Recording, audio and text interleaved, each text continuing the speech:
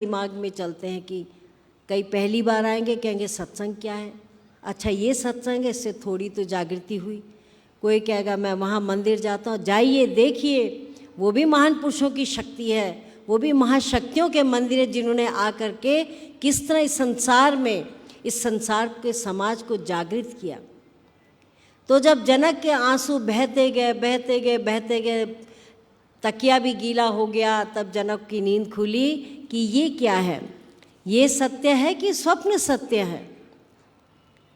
तो स्वप्न तो सत्य नहीं था, वो तो पलंग में मखमल में लेटे हैं, अपने शाही ठाट बाट से लेटे हैं।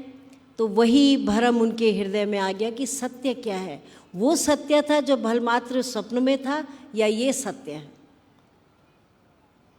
तो बहुत बड़ी सभा बुलाई, मेरे इस राजा थे, मेरे इस प्रश्न का कौन उत्तर दे सकता है, कौन मुझे उस सत्य से बोधित कर सकता है।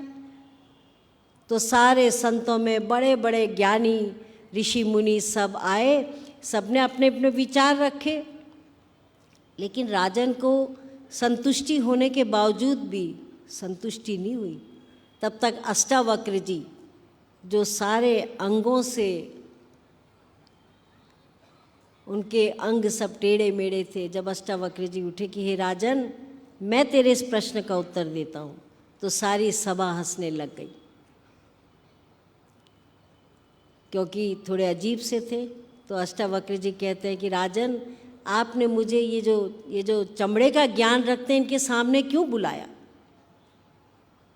ये चमड़े का, जिनको चमड़े का ज्ञान है, इनके सामने क्यों बुलाया?